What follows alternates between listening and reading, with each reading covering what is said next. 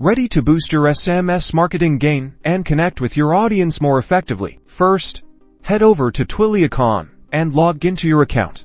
If you don't have one yet, creating one is quick and easy. Once you're in, find the phone number section in the navigation menu on the left-hand side and click on it.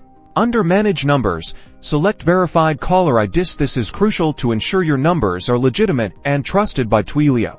Click the Add a New Caller ID button. A form will pop up asking for the phone number you want to add. Enter the phone number you want to add to your list and complete the verification process, which usually involves Twilio sending a verification code to the number. Make sure you or your client are near the phone number to verify when the code is sent. Now, prepare your list of phone numbers in a CSV file with one column and save it to your desktop. Next, go back to the main navigation and select Messaging, then Campaigns. Click the Create a Campaign button and select Standard SMS to import your verified numbers.